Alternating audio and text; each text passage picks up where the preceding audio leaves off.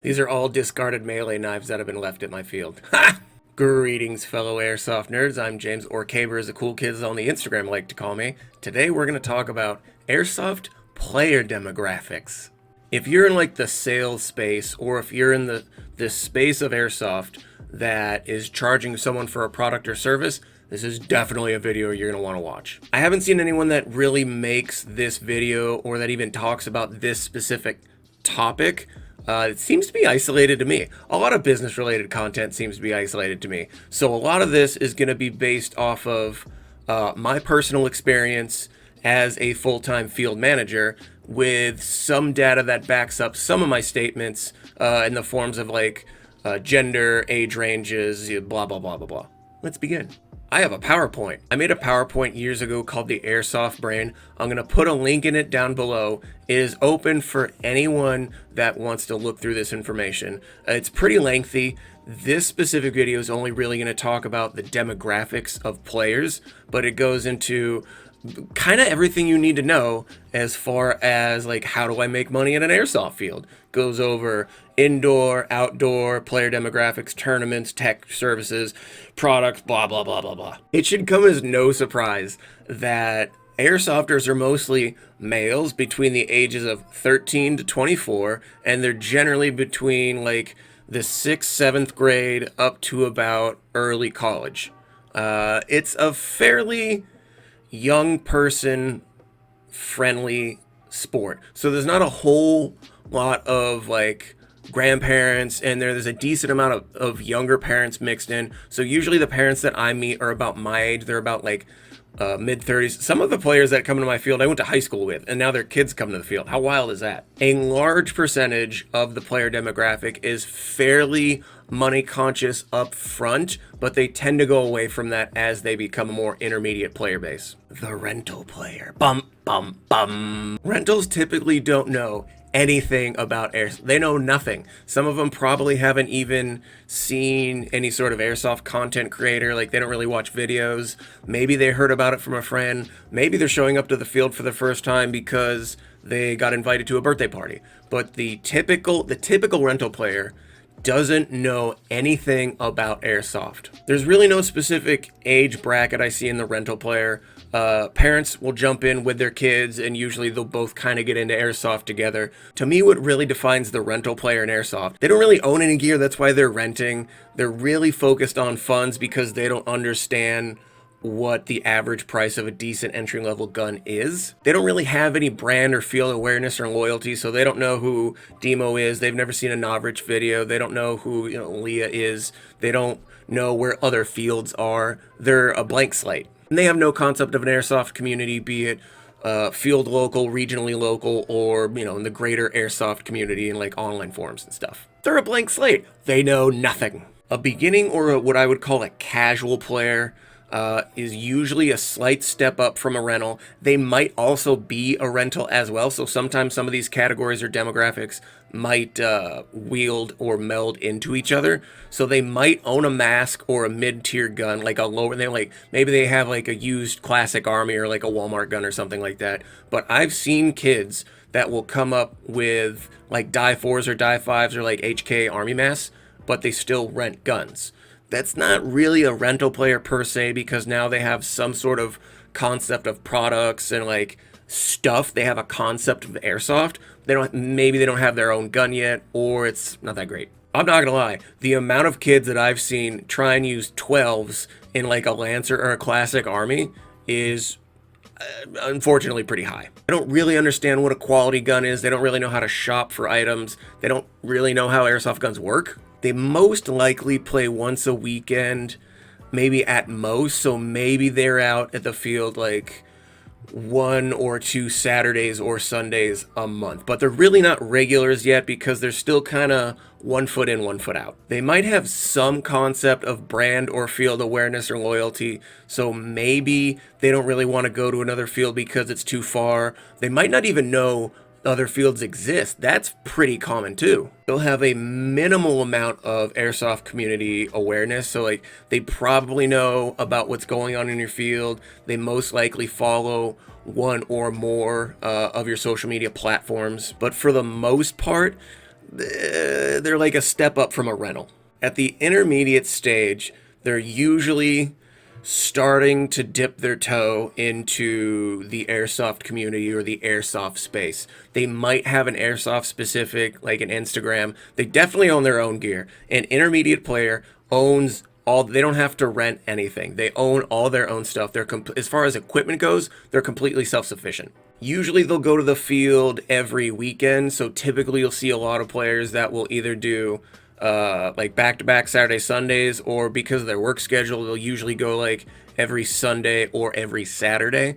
But you're not really seeing like a lot of die-hard intermediate levels that are like, bro, I go play airsoft every day, every weekend, it's so great. They may have adopted a play style, so you might start seeing them like self-identify as Milsimmer, Speedy Boy, blah blah blah, Edgelord, blah blah blah blah. Most likely at the intermediate stage is when you start to see players starting to travel more. So let's say their home field is a 20-minute drive, but like an hour and a half away, there's this cool thing going on at some other field because it's like a special event or something cool, or it might be a little bit more niche or specific to what they want to do. They'll probably go check that out. Most likely tomorrow or next weekend, they'll be back home at the regular field. Advanced level or competitor is really the same traits or similar as the intermediate player, it's just more of it. So they're much more aware of products, they're much more aware of other fields. They probably know about fields outside their own, like their local state that they want to go to one day. They've probably frequented different ops or different tournaments or things like that. It would not be uncommon for an advanced level player to go farther beyond, a 2 or, say double the distance it would take to go to their normal field for an event. Or maybe that's just like, hey, the twice a month we go to this field, it's 3-4 hours away, even though my local field's 20 minutes. I'll still go to the local field, but I really like going to this place because it's more specific to me. Sometimes these players will also go to weekday events if they're available. So I've got some guys that come to my field anytime I'm open, they're at the field. They love it. They're 3 days a week, depending on how many days my field's open that week. Intermediate advance is where you start to see players kind of want to shift away from the general play. They've sort of been in the game long enough to know, I really don't have a lot of fun when it's cram full of birthday rentals and a bunch of kids with like Lancer rifles and Falcon masks. I want to get something a little bit more specific to me. I want to kind of go beyond the general play norm, and that's when that customer breakdown or that customer demographic starts to look outside of your business if your business isn't able to facilitate what they want. Why do you think I have a very specific tournament field that has turf on it? I actually have 2 of those fields. Why do you think I have a kids day? Why do you think I run a monthly milsim day? I understand what this demographic wants, and I try and make specific experiences. Here's the fun thing about a competitor and advanced level player.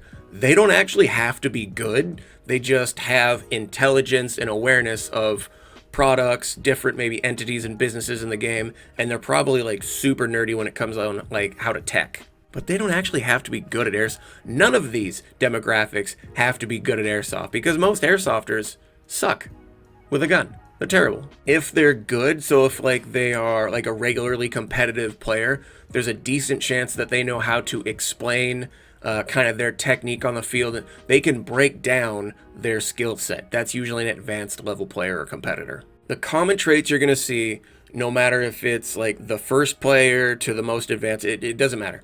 If they're an airsofter, no matter what the demographic is, they're going to love airsoft. They're going to want to feel appreciated. They're going to want to spend money on airsoft. They're going to want to spend money on good deals in airsoft. They're going to want to document their experience in the form of social media or YouTubes or, word of mouth or whatever. They will be influenced by their friends' experiences, and they will most likely use Reddit, not so much Reddit, Discord, Instagram, Facebook, and YouTube. So for most of my players, I have SurveyMonkey data that will correlate this. The 2 biggest forms of social media for me, my top 3 are Instagram, Discord, YouTube, in that order. Typically, as the player advances from like basic or rental up to like that advanced competitor level, that's when they're willing to spend more and more money. So normally, unless they're just balling out from like overtime or whatever. Normally, the average entry level player is usually not spending any more than about 250 to, I shouldn't say that because guns have increased in price. So about 270 and below is about what the average newer player is spending, because that's also the price of an ARP9, and ARP9s are going off the shelf right now. Last week, I had a guy go from, I think he had a G&G, like a really good G&G combat machine, and he saw some stuff I had done on the KWA T10. T10's like 400 something bucks, like 410, something like that. It ain't cheap. He came into the shop, bought that rifle. So as they progress, as they get more experience, as they enjoy their experiences on your field and your business, they will spend more money, ideally at your business. If they're not spending more money at your business, that's your fault as a failed manager. You want to know who you're typically going to make the most amount of money from? Right here and right here. The rental and the beginning level player are going to spend the most amount of money at your business because they typically have nothing. Once you get about intermediate level and above, that's when you're really only getting field fees and basic consumables like, BBs, tank fills, green gas, stuff like that. Unless you're smart enough as a retailer to understand the needs, wants, and desires of all levels of players.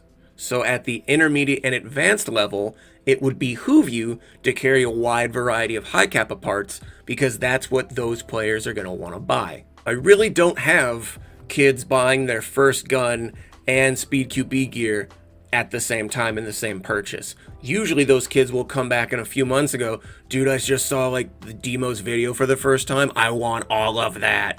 But typically they're walking away as a newer player with just a gun setup and that's it. Once they become intermediate level, that's when they come back and go, hey, what's you guys got like these Speed QB pouches, or like what's this chest rig system that these guys have? It looks kind of neat. The intermediate and advanced players at that point are really looking for parts. So like if someone's HPA gun goes down, you're going to want to sell air nozzles. Air nozzles is a big one.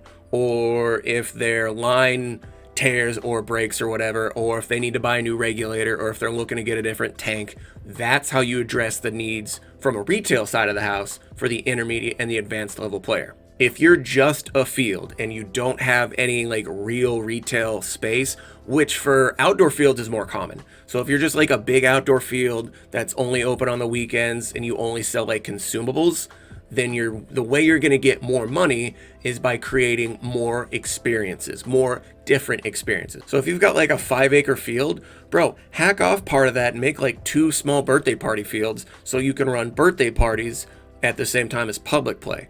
Or you could run, a tournament field and you could have some tournament stuff going on in the same way or at the same time that you're running the public stuff. That's what paintball fields do. Hot take. The paintball business model, in my opinion, is superior to the airsoft business model.